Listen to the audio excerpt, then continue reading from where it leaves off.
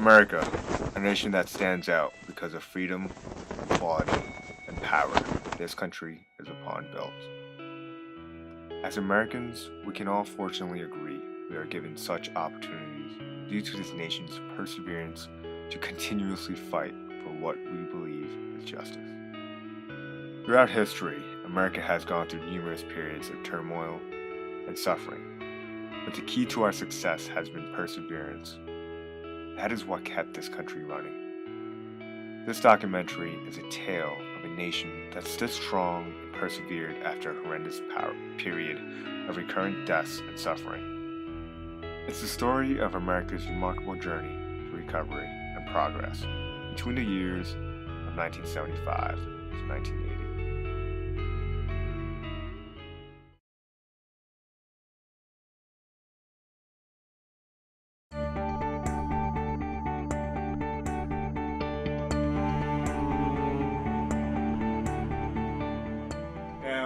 To begin this remarkable journey, let's all take a time machine back to about 35 years back, August of 1975, when our nation had finally left Vietnam.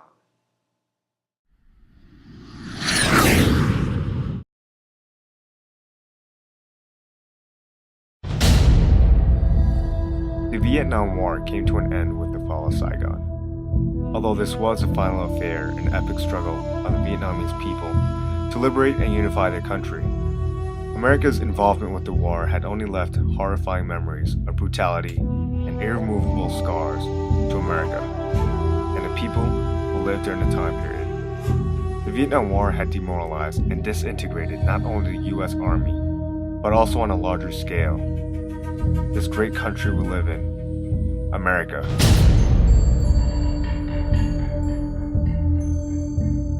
Today, in our Talk to Experts segment of the show, we have as our guest Leonard Richardson, a Vietnam War veteran who can still remember the horrific events of his experience in the bloody war.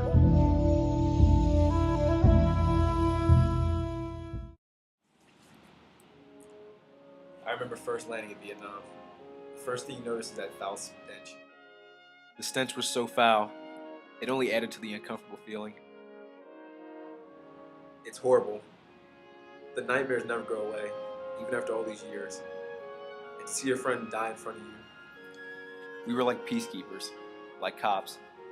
We didn't want to kill people, but sometimes you had to. I mean, it's war. And don't take killing someone lightly. To pull the trigger, to take a life, it's not as easy as it would be in some of these new games out there.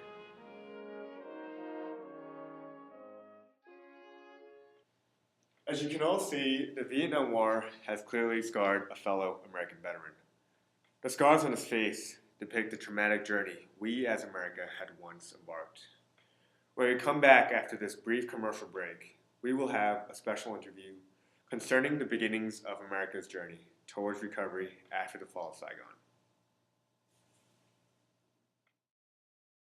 If you have a dream to make it come true, you gotta keep yourself believing in you. So don't give up, don't give in, stand tall, reach up, reach up, reach up, reach up, and make your dreams come true.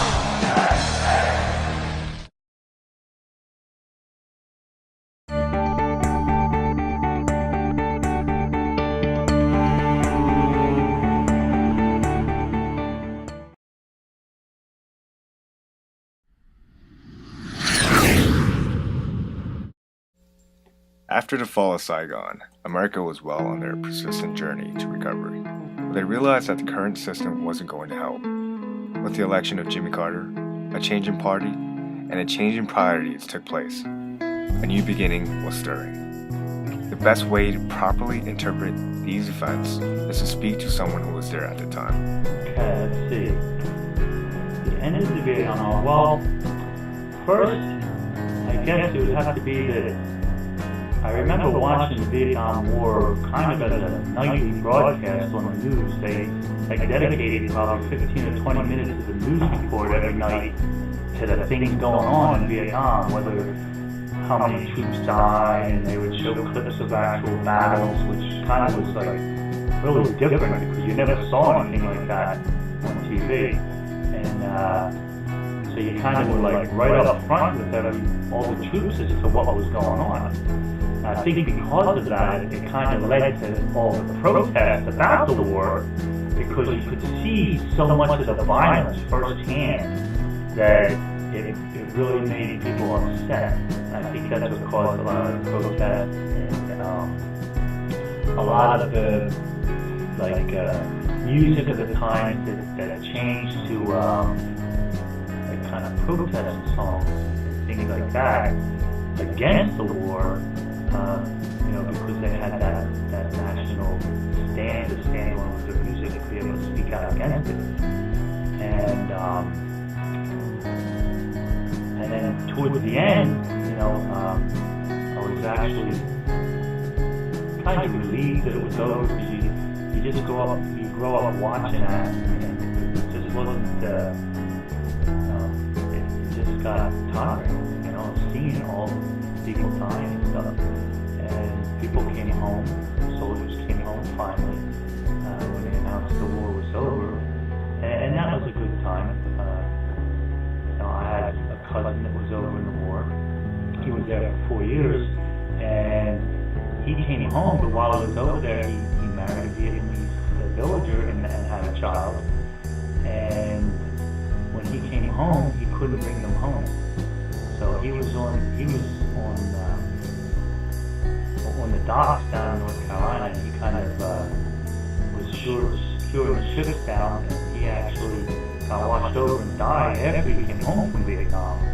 And never knew that a few years later that his wife and daughter, my cousin, were actually brought home to America. All the American Asian children that they could find were able to be brought home to America as American citizens. And I remember watching that on TV, because that was a real big thing. We knew that it was our cousin. We got to notice ahead of time that the cookie was going to be coming home, and it was like she was the first one off the plane, and that was pretty exciting like that. And then after the war, things died down, and there wasn't so much protest music and stuff like that. And so, things kind of started getting back to normal.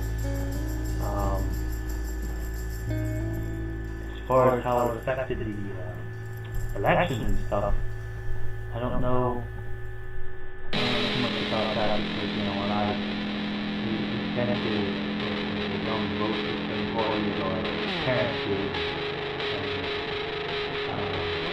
I was too busy having fun to really pay attention to the real issues and whether or not we vote for this person or that person will actually do something. I know there was a lot of sense of relief and a lot of partying and stuff like that. And actually, it ushered in the disco era, because everything was light free now. So in the middle of the 70s and stuff like that.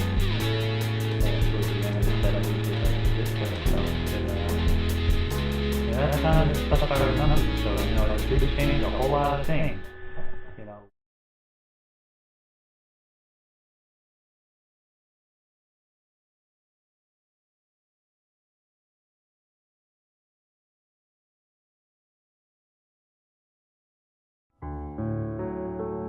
The election of Jimmy Carter was certainly a sense of recovery for this nation during a time directly after chaos and war. It gave Americans a whole new attitude, a greater sense of direction for a brighter future. A few years after the election, Ronald Reagan has taken the role of leading this nation to a better tomorrow. His inaugural speech uplifted America's spirits. Marcin Konefal, a Republican, proves to us the positive effect Ronald Reagan's speech had on the citizens of this country. As the voted Republican, the election of Ronald Reagan allowed positive change to our great nation, as well as future prosperity from inflation, high interest rates, and unemployment that still continue to rise. Especially since the horrific times of the Vietnam War. I can remember watching Ronald Reagan on TV in the living room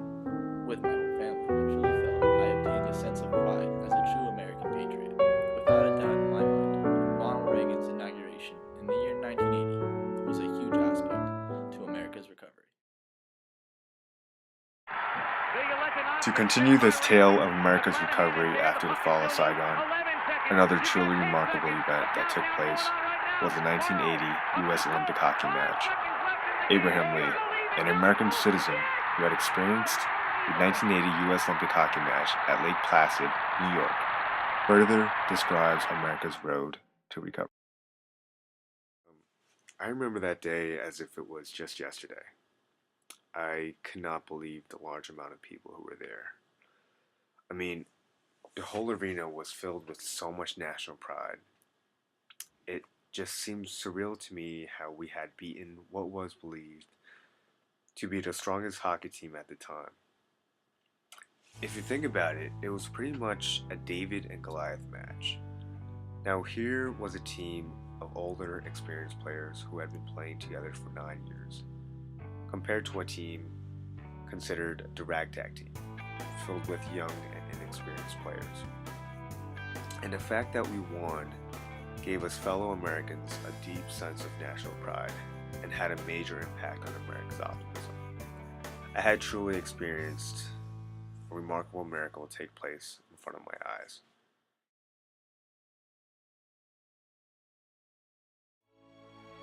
Throughout the years of 1975 to 1980, America has recovered immensely after the fall of Saigon. Events such as the political switch of Jimmy Carter, Ronald Reagan's first presidential inaugural address, and the 1980 U.S. Olympic hockey team victory against the USSR played a huge factor to bringing up the hopes of young America. As we have seen with the past events of our nation's history, America has proven itself to be a highly capable and enduring country time after time.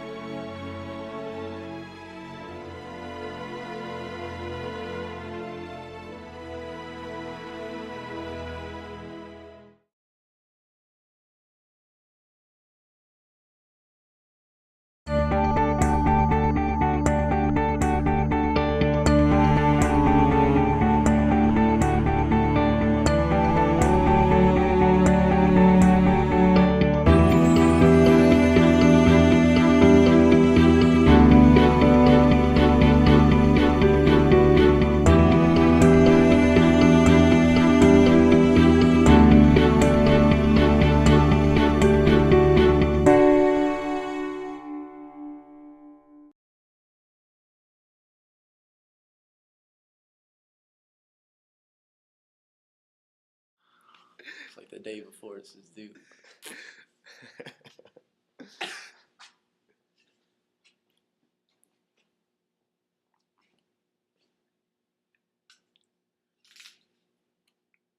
Yo, I hate these buttons.